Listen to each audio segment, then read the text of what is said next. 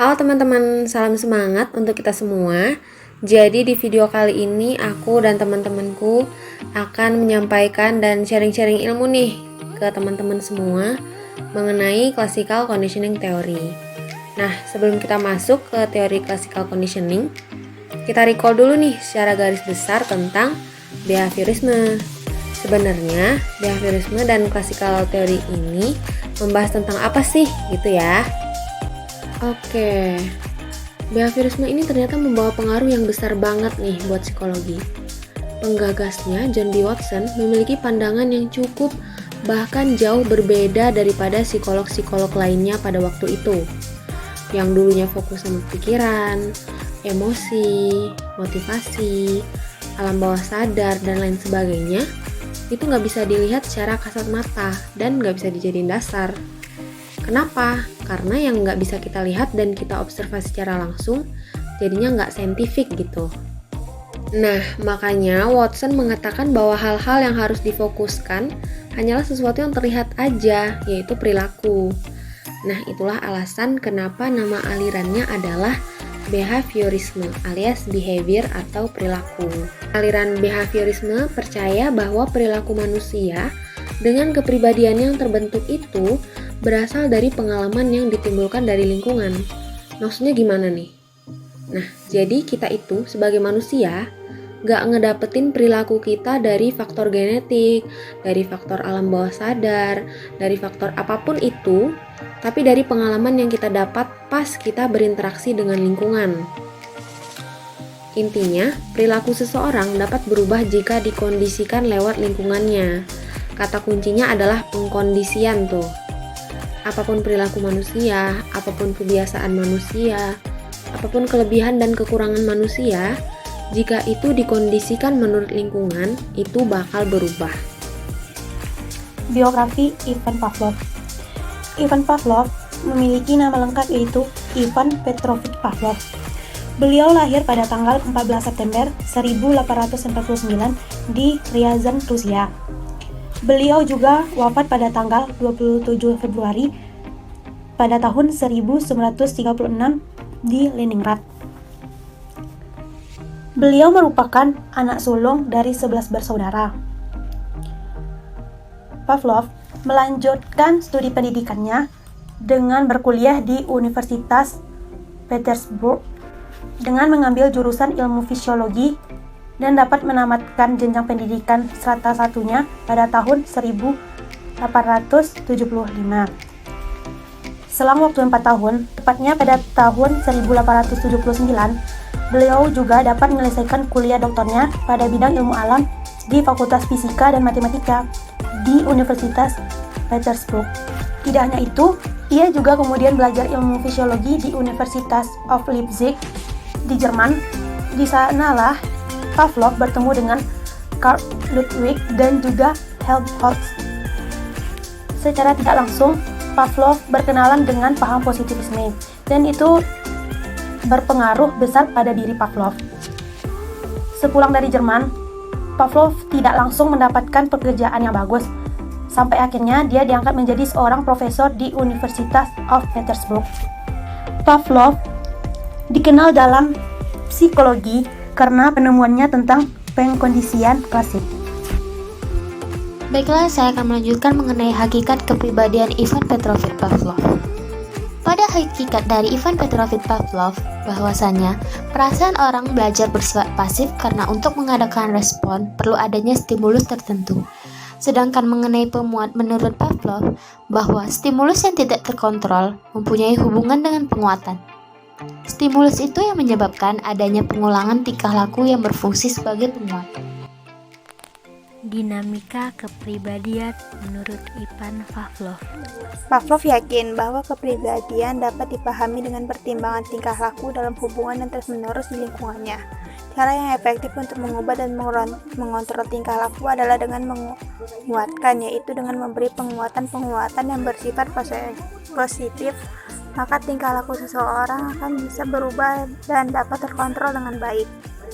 Satu strategi kegiatan yang membuat tingkah laku tertentu berpeluang terjadi kepada masa yang akan datang. Manusia dan binatang dilatih melalui semua jenis tingkah laku di mana konsekuensi atau penguapan yang tersedia di lingkungan dapat diubah dan diatur sesuai dengan yang dikehendaki.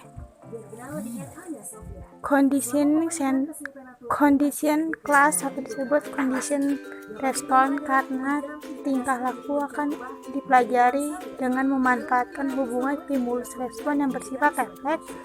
Conditioning efek operan yaitu tidak tergantung pada tingkah laku otomatis dan refleks, sehingga jauh fleksibel dibanding kondisi. Struktur kepribadian Ivan P. Pavlov. Yang pertama adalah tingkah laku responden, yaitu respon yang dihasilkan organisme untuk menjawab stimulus secara spektif berdasarkan respon yang diberikan, seperti anjing yang mengeluarkan air liur ketika melihat sebuah makanan. Yang kedua adalah tingkah laku operan, yaitu respon yang dimunculkan organisme tanpa adanya stimulus spesifik yang langsung memaksa terjadinya respon tersebut. Organisme dihadapkan kepada pilihan respon mana yang akan dipakai untuk menanggapi suatu stimulus. Perkembangan teori Ivan Pavlov. Pavlov menemukan perangsang asli dan netral yang dipasangkan dengan stimulus bersyarat secara berulang-ulang sehingga munculnya reaksi yang diinginkan.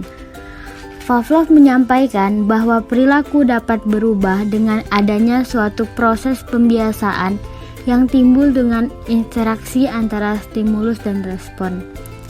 Hal itu ditandai dengan temuannya mengenai pengkondisian klasik, yaitu suatu percobaan melalui seekor anjing yang diberi stimulus bersyarat, yaitu perangsang asli dan netral. Perangsang ini dilakukan secara berulang sehingga munculnya reaksi yang diinginkan respon.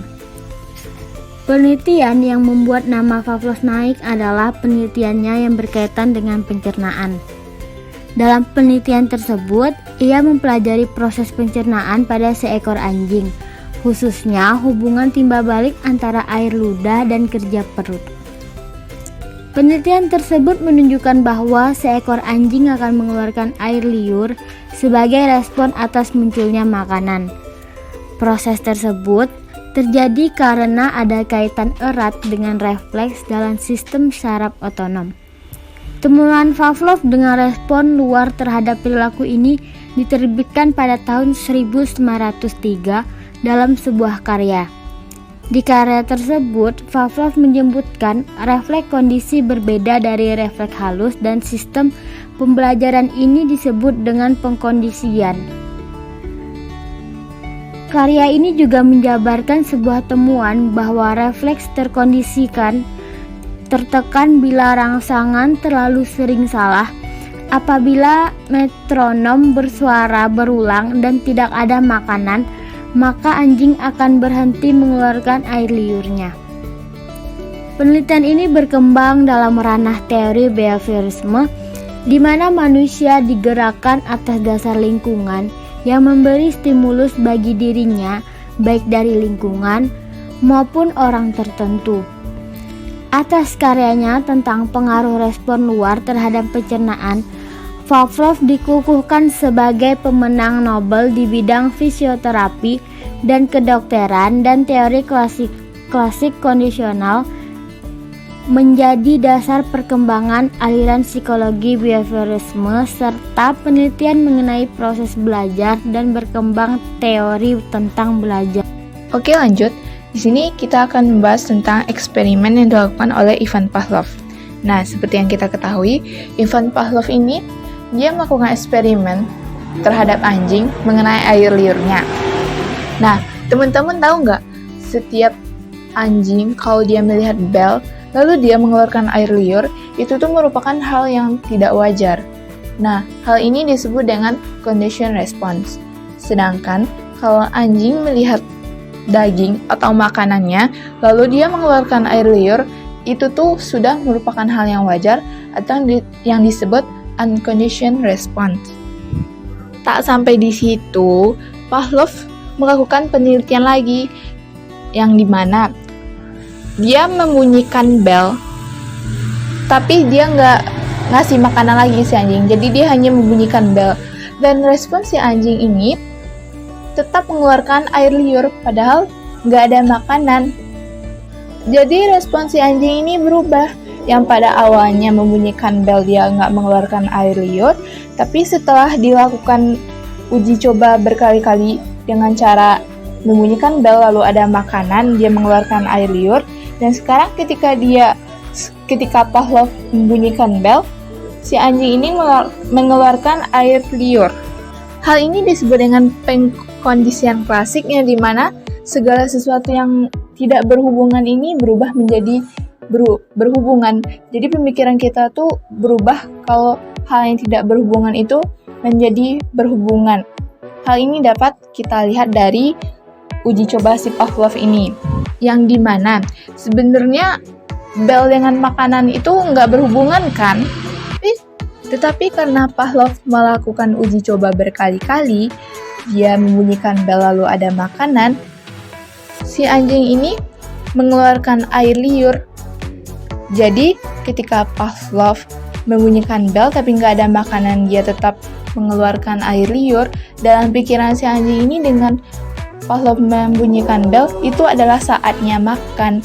Jadi bel yang nggak ada hubungannya dengan makanan jadi berhubungan lagi dengan makanan, karena pemikiran anjing ini yang sudah berubah. Kalau bel berbunyi itu tandanya adalah saat dia makan. Air liur anjing yang keluar ketika mendengarkan suara bel ini itu tuh sudah disebut sebagai condition response, yaitu di mana dia melakukan respon karena perangsang bersyarat. Perangsang bersyaratnya itu apa? Yaitu sebelumnya Pavlov ini membunyikan bel ada makanan. Jadi air liur yang keluar itu memang karena ada makanannya. Kemudian Pavlov melakukan penelitian lagi. Dia membunyikan bel. Kemudian respon si anjing ini hanya diam dan tidak mengeluarkan air liur, sama seperti ketika dia melihat makanan. Nah, di sini kita tahu kalau bel itu merupakan conditional response, yaitu bel ini adalah sebuah perangsang yang memang secara alami tidak membuat respon. Jadi si anjing ini memang tidak akan merespon ketika mendengar bunyi bel. Dan nggak sampai di situ, Pavlov melakukan penelitian lagi. Nah, di sini dia menghadapkan makanan lalu membunyikan bel kepada anjing. Nah, si anjing ini lalu mengeluarkan respon, yaitu berupa mengeluarkan air liur tadi. Nah, hal itu dilakukan oleh Pavlov berkali-kali. Jadi dia membunyikan bel dan di hadapan si anjing itu sudah ada makanan. Jadi setiap bel berbunyi, si anjing datang lalu mengeluarkan air liur. Nah, jadi respon si anjing ini mengeluarkan air liur ketika mendengarkan bunyi bel, ini disebut sebagai condition response, yaitu respon yang dilakukan oleh perangsang yang bersyarat. Jadi di sini perangsang bersyaratnya itu berupa bunyi bel, lalu ketika si Pavlov ini membunyikan bel, ada makanan. Jadi si anjing ini mengeluarkan air liur. Prinsip-prinsip teori belajar classical conditioning Pavlov. Prinsip-prinsip belajar menurut classical conditioning dapat diringkaskan sebagai berikut. 1. Belajar adalah pembentukan kebiasaan dengan cara menghubungkan atau mempertautkan antara perangsang stimulus yang lebih kuat dengan perangsang yang lebih lemah. 2. Proses belajar terjadi apabila ada interaksi antara organisme dengan lingkungan. 3. Belajar adalah membuat perubahan-perubahan pada organisme. 4. Setiap perangsang akan menimbulkan aktivitas otak, US dan CS akan menimbulkan aktivitas otak. 5.